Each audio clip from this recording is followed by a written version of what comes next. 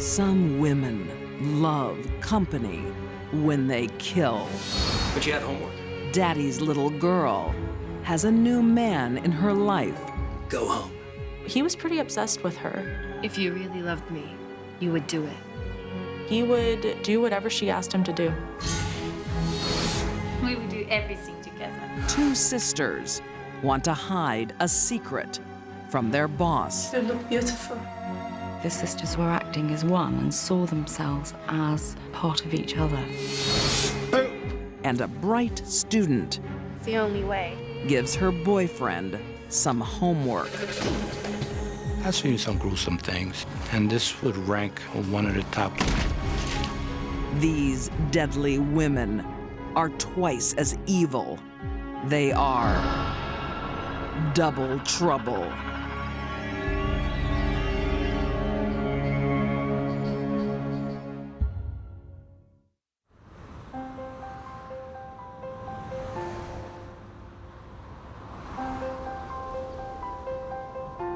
In 2010, in the desert city of Tucson, Arizona, evening meals are special for the Sanchez family. Clarissa said she'd be home. You'll be home soon. The one time of the day when they can all be together before Mom Sarah starts her night shift. She was a nurse, so she worked nights. And then she would come home and Andrew would go and work during the day. It gives 38-year-old Andrew time to bond with his daughters. He always spoke highly about his wife and daughters. This weekend, are we going camping? Yeah. Cool. Sounds like fun. 16-year-old daughter, Clarissa, holds a special place in his heart. See you tomorrow. Okay. All right. Take care. Clarissa had pictures of her and her father from her last birthday that said Daddy's Princess across the bottom. They seemed very happy, smiling. I met a real hunk. But soon, another man commands Clarissa's attention. Really cute. Her first boyfriend, 19-year-old Ray Coronado. Clarissa's parents were okay with Ray in the beginning. They thought that he was respectful. What do you want to do tonight? Do you want to do something? It doesn't matter. She didn't have a lot of friends outside of Ray. He was her best friend. I mean, I have a lot of fun whenever I'm with you. Clarissa's parents don't mind until the relationship becomes all-consuming. But you have homework?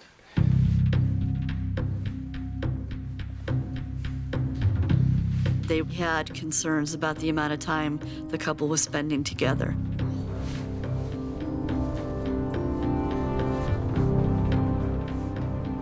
When parents forbid a daughter to see someone, they better keep an eye on things and not turn their back.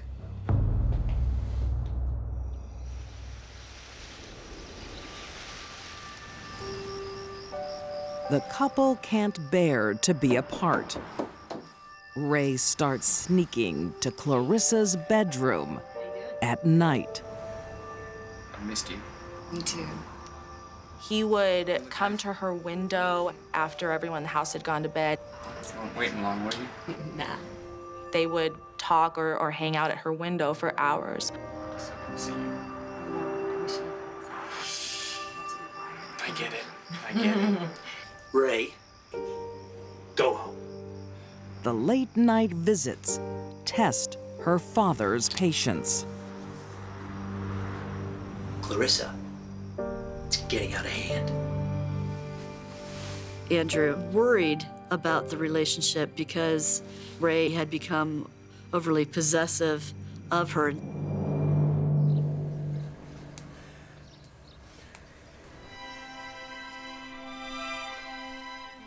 Andrew just wants to protect his daughter. He's too possessive. He decided that that was it, that they could no longer date and go on these day-long excursions together, You can still see each other. but that they could remain friends. No more going out. I should be allowed to see who I want. You live under my roof. It really rankled her that she wasn't allowed to do what she wanted and with him. You're only 16. You should be out having fun, not spending all your time with him. What Clarissa wanted was more important than what her parents wanted for her. And so what her parents wanted for her meant nothing. Clarissa doesn't want to be Daddy's little girl anymore. She continues her forbidden romance with Ray. If you really loved me, you would do it. You can't be serious. I'm so serious. Clarissa decided that she had had enough. She was tired of her dad, so she told Ray that if you really loved me, you will kill him. Ray would do anything to keep her from breaking up with him.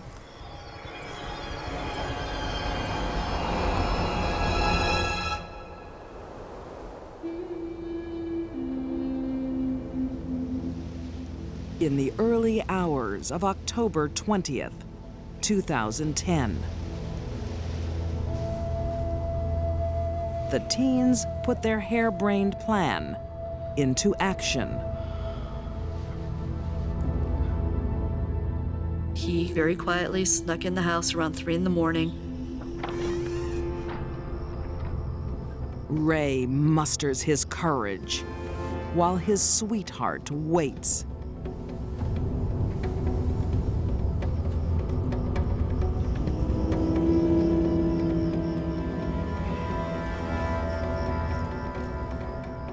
Ray stood there for maybe half an hour, deciding when he was actually going to do this.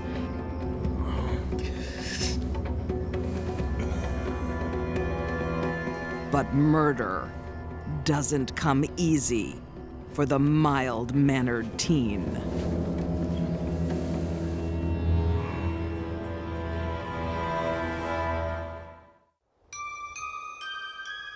(2010), Tucson, Arizona.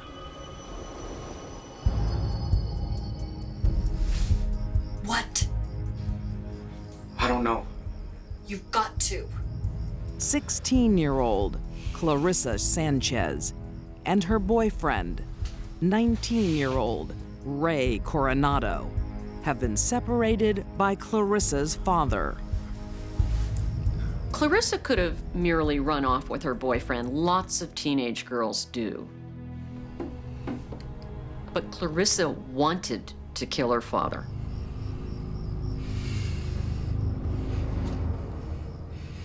I don't believe that Ray would have ever thought of something like this without Clarissa manipulating him.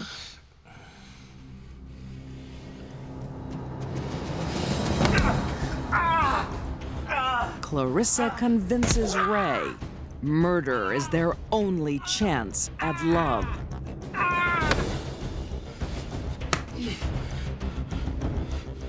It was a horrific, horrific crime. There was blood everywhere.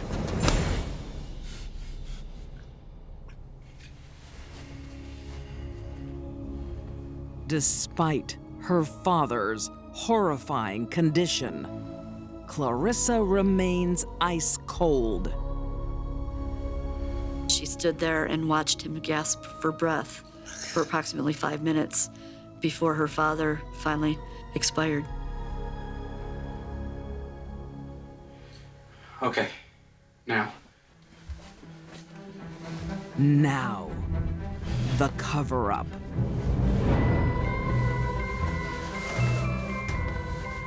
Clarissa wrapped a sweater around his head because he was bleeding so profusely. They wrapped him up in his bed sheets, and they dragged him outside.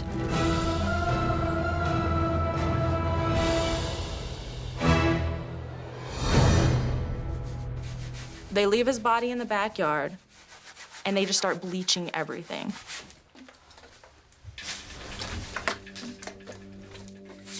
They bleached the floors, they bleached the walls. They spent 3.5 hours cleaning the room.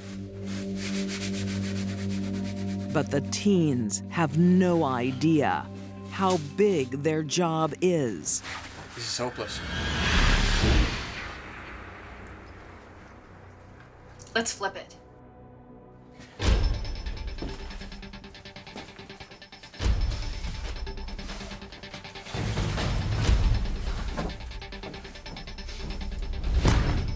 They want people to think Andrews left town.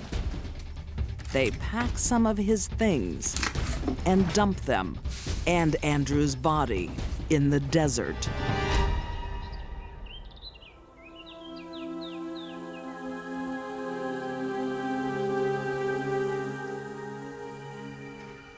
When Sarah returns from her night shift, Where's your dad? He went out last night. she is surprised that Andrew's not home. Sarah started getting an inkling that something horrible had happened. I think I better call the police. Wait a few hours. I'll make you a cup of tea. Now Clarissa adds a cruel twist to her mother's anguish. Use Dad's phone to text Mom. Using the victim's phone, she concocts a shocking story.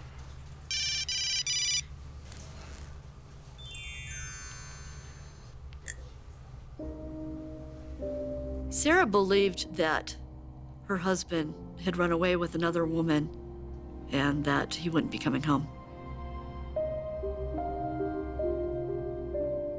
Not only did Clarissa brutally murder her father, but then she tormented her mother as to why her father wasn't there anymore. Totally heartless.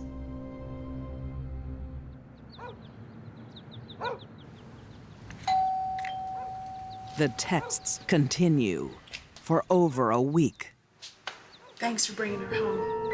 until Ray's father catches the pair sending the messages. Look, those texts you've been getting aren't from your husband. Ray Coronado's dad contacted Sarah and said, I think they have Andrew's phone, Clarissa and Ray have been sending them. and I think it's them that have been texting you. I'll go. Sarah was just beside herself. What's going on?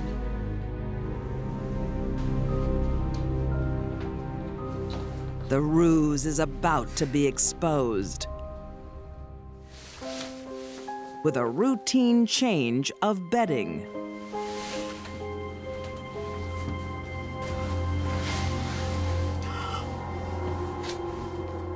They turned over the mattress and saw the stains. And then they called the police.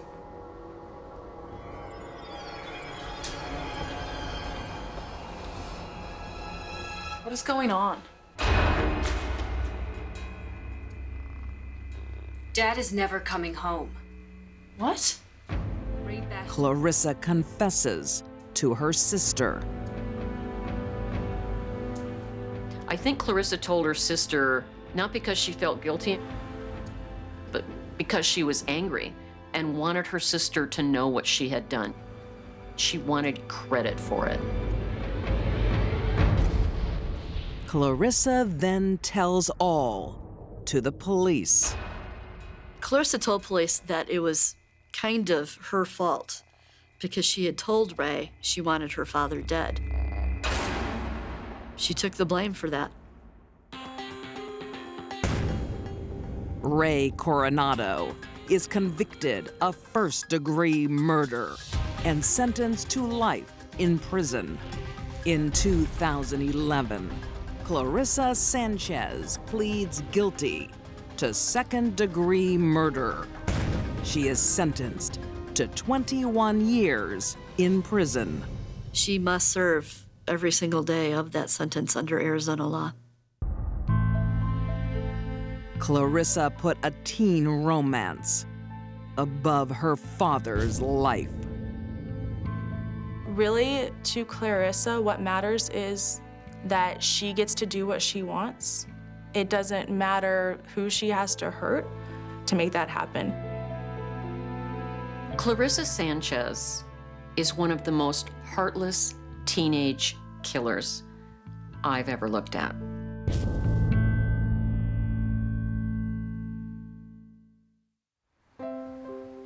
A sisterly bond is hard to destroy. You look beautiful. The need for them to be together was absolutely crucial. Even when it turns toxic. Their bond with each other was, to say the least, unhealthy. Beware of sisterly love. Everything grows and grows and grows until it explodes.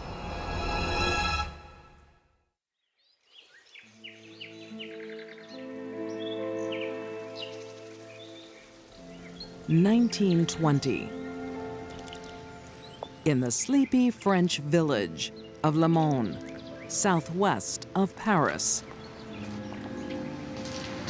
We have a new girl, someone you will be pleased to see. 16-year-old Christine Papin and her little sister Leia have an unusual upbringing. Now it is your job to show her everything I've taught you. Monday is always wash day.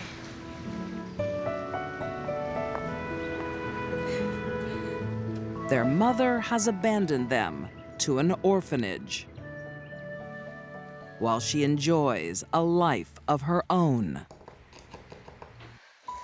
Don't fuss. Oh, look at you. The girl's mother was a very vain and critical woman. Her daughters could do nothing right. She didn't even like the way they looked. Clémence Papin sees her children as assets Are you taking us home? and is about to put the eldest to work. I have work for you. Leia too? Of course not. She is too young. She wanted Christine to go into service so that she could earn money to give to her mother. We must go together. Stop this nonsense. For them, the idea of being separated was something that they couldn't bear because they'd already formed such a close bond. Christine is sent away to be a maid,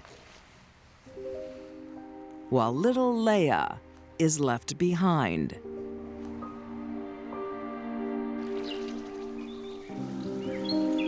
Six years later, this is a very good reference. Christine is a good employee, starting work for the wealthy Lancelin family. And you can cook? Yes, madame. Madame Lancelin came from a well-to-do family. She'd married a solicitor. He was often absent for his job, and so it was left very much to her to run the house.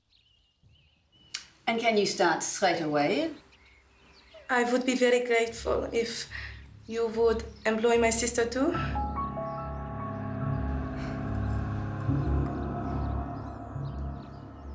If you can prove yourself to be a good worker, then maybe we can arrange something. Daughter Genevieve may soon have someone else to wait on her. Christine's sister.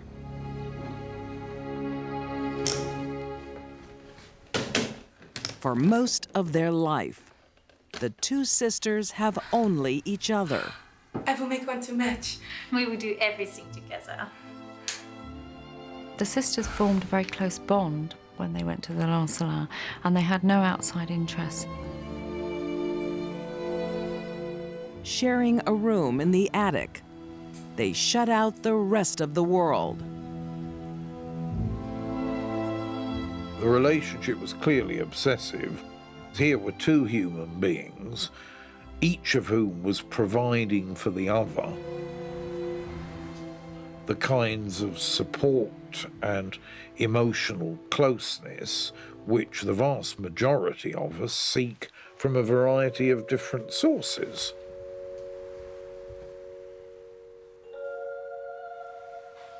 You look beautiful. Christine and Leah's bond with each other was, to say the least, unhealthy. It didn't happen overnight. It happened over years.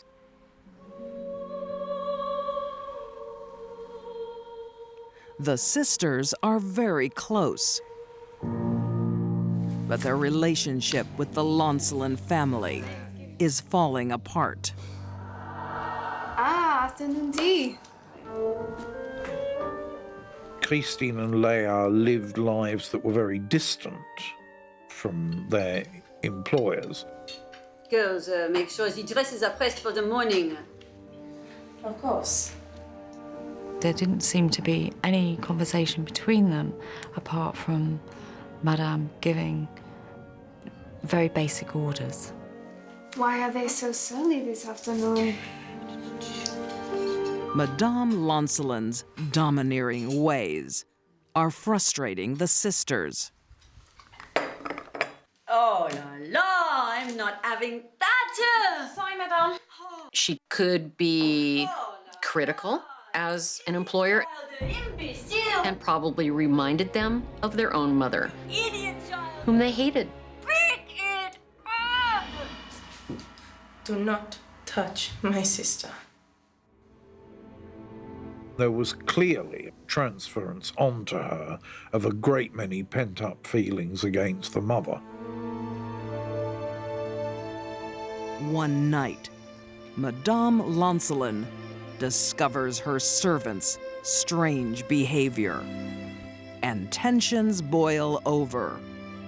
It was bound to end badly for someone.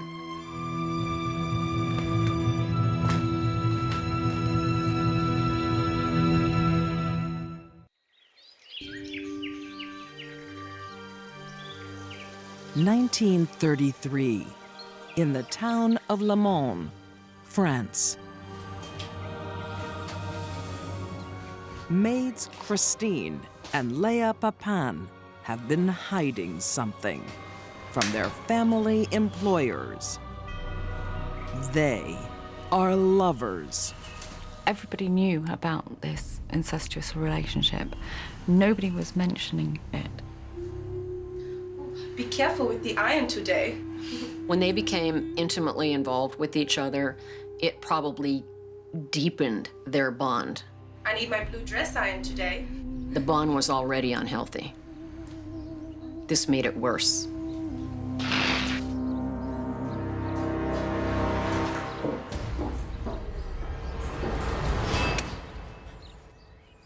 When a faulty iron sparks an electrical short, it brings the sisters' secret out into the open. The iron made the lights fail. It may have been the moment which allowed Madame to make some kind of remark that they were having an affair. They reacted more powerfully than they needed.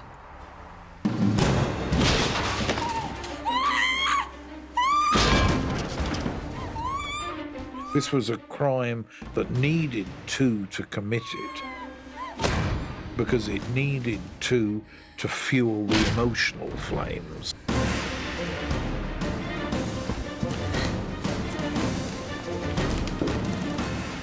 The sisters tore out the eyes of the other two women with their bare hands. It was a symbolic erasing of the moment. You didn't see what you thought you saw. You didn't see that at all.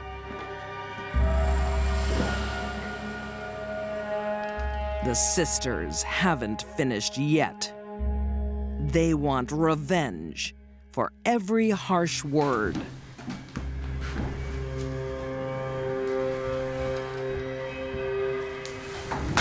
They belabored them with, among other things, a hammer. And they cut the legs of the women. Alfred Hitchcock could not have written a story about what the girls did to the bodies of Madame Lancelin and her daughter.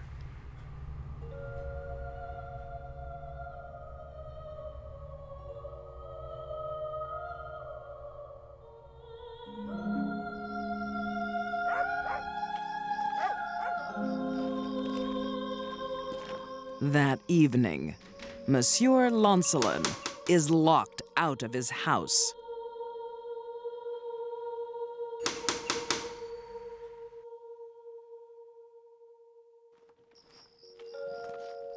Finally, in frustration, he calls the police. Police came back with him, and 3 of them went into the house. They discovered Madame and Geneviève on the landing. The eyeballs must have been a terrible shock. The crime itself was exceptionally horrendous.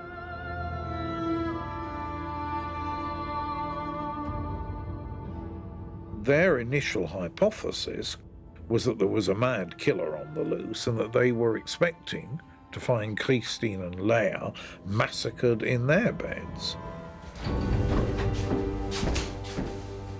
But what they found instead was that they were both huddled up together in bed. Having made absolutely no attempt to abscond or cover up their crime. The sisters admit their guilt. In 1933, Christine Papin is found guilty of murder and sentenced to death by guillotine. Her sentence is commuted to hard labor for life.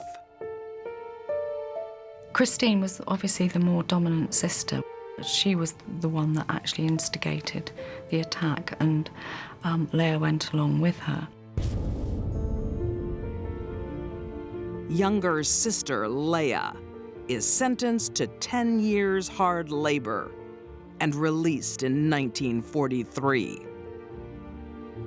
I don't think Leah was a natural-born killer. I don't think Christine was either. Christine became ill, and she led Leah down the path. After that influence was gone from Leah's life, Leah was okay. Then, the most surprising twist.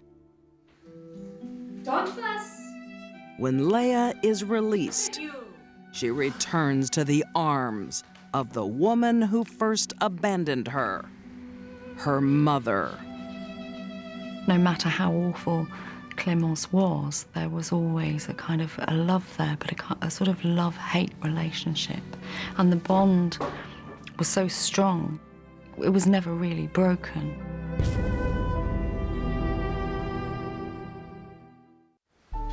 Most parents will do anything to protect their child. Parents never stop worrying about their little girls. It's my life. But when a teen rebels, she doesn't strike you as a menacing figure. Who protects the parents? How could she do that?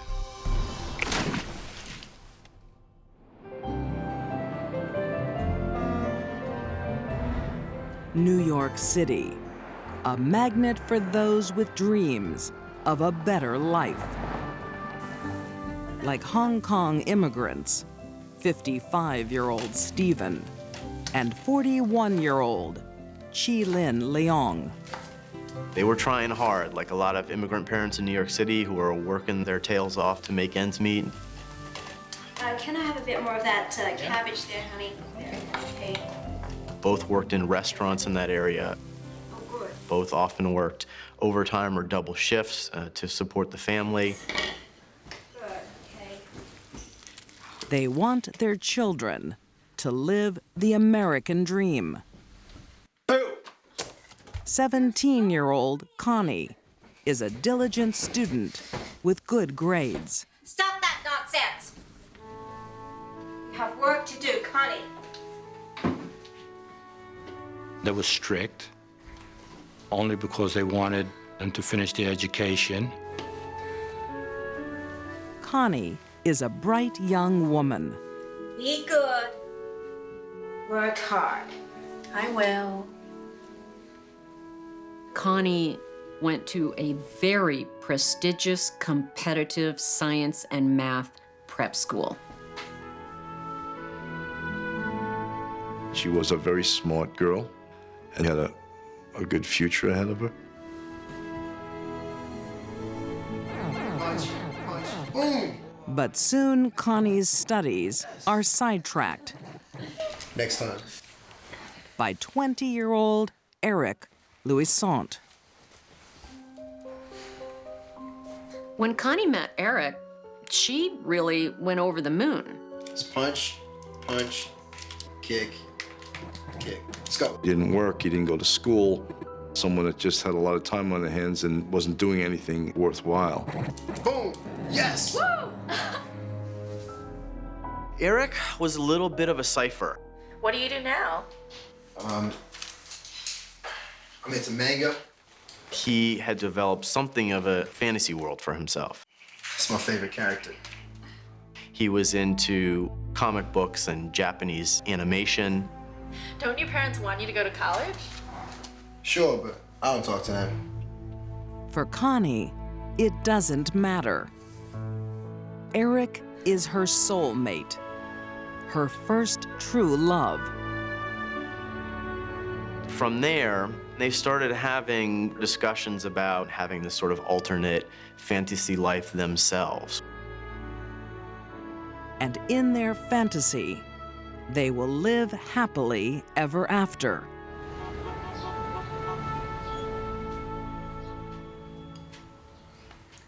Connie introduces Eric to the family, eager for her parents' approval. Wow, really good. So, Eric, what plans have you made for the future? Plans? I don't really have any plans. But that's something they can't give. Eric is studying martial arts and Japanese culture. Her personality had changed since she had been seeing Eric. At college. No. She started disobeying her parents or staying out later than she was supposed to. I'll make more tea. She was starting to slide off the scale. I'll help you. She stopped going to school. They hate me. She was usually an A student, and now she was getting C's and D's. She just wanted to be with him.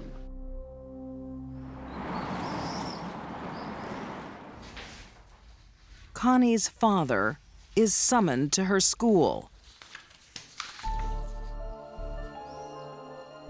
Is there any reason you missed so many classes? This made her parents furious that she wasn't showing up at school. No problems at home? The problem is her boyfriend. You always blame Eric. Parents didn't approve of their relationship and dissuaded her from going out with Eric. Your grades have slipped considerably. Something has to change. It will. He wanted for her to finish her education and then perhaps find a boyfriend. I assure you. It's my life, and you are not going to tell me how to live it. But till love struck Connie, it's her parents who are in the wrong. She had reached her breaking point, and she could see no other way out.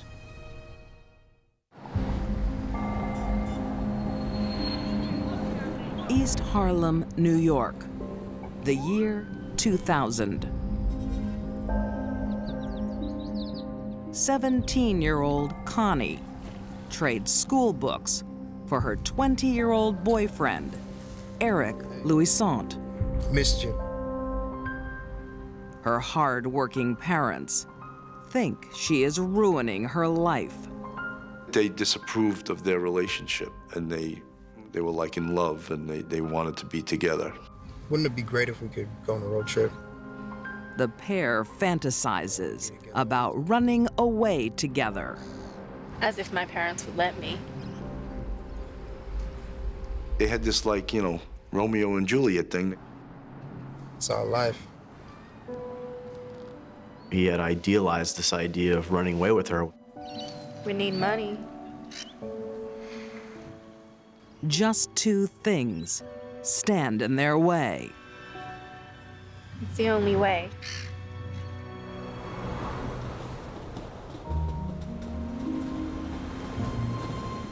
November 2nd, 2000.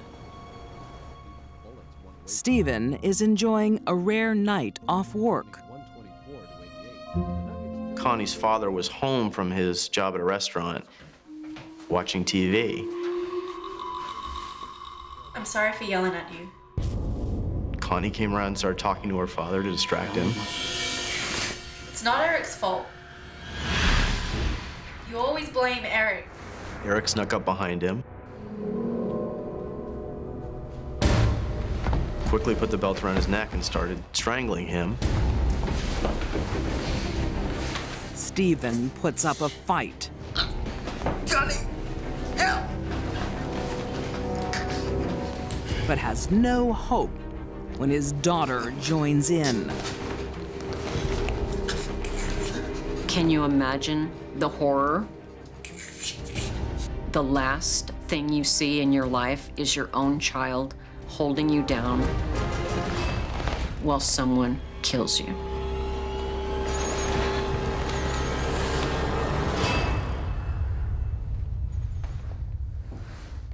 It took a couple minutes, but eventually they were able to strangle him to death.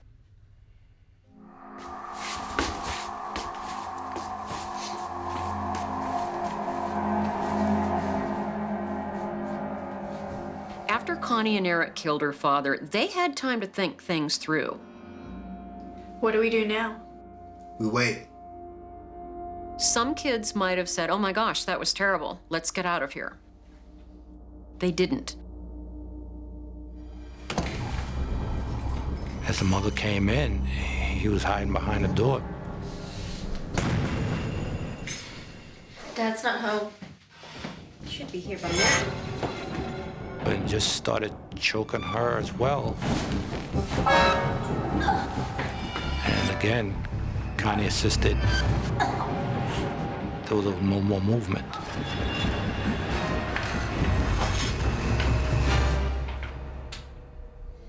Connie didn't have to hold her parents down while her boyfriend choked the life out of them.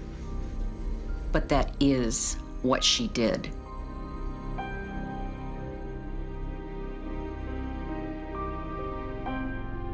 They seemed to think that they were going to live happily ever after this.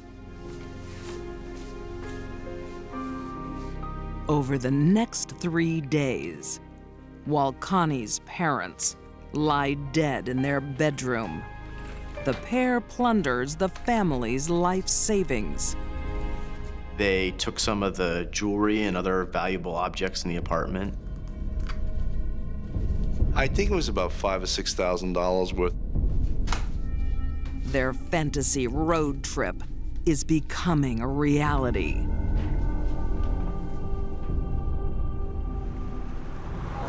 But first, they need to get rid of the bodies.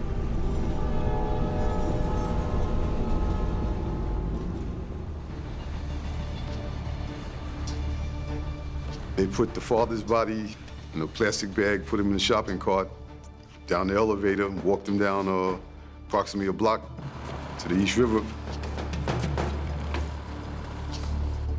and dumped the father in.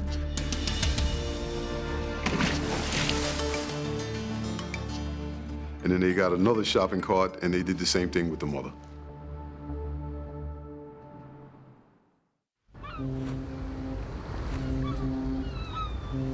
The couple hides in a New York hostel, but their adventure is short-lived. The East River gives up their secrets. The bodies are identified. And when friends tell police about the family troubles, How much will we get for this? police are led straight to the prime suspects. Connie Leong? To some extent, this wasn't fully real to them. It was just sort of a means to the ends to let them live this sort of nice fantasy life. Eric and Connie's fantasy ends abruptly. They don't even concoct a story for police. Connie was very cold. She showed like no emotion when she told us that her and Eric had just killed her parents. It's probably the most open and shut, one of the easiest cases I ever worked. In 2002, Eric Louisant and Connie Leong are convicted of 2 counts of second-degree murder. Eric is sentenced to 30 years to life.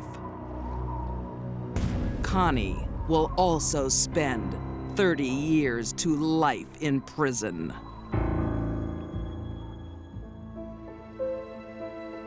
The baffling thing about this case was, 2 young people that just graduate from never having been in trouble before to a double murder.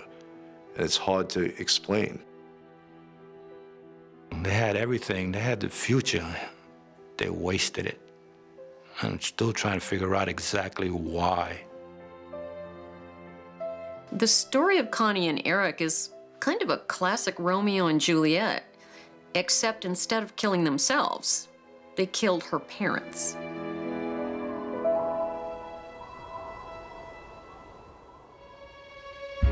These deadly women had company when they killed.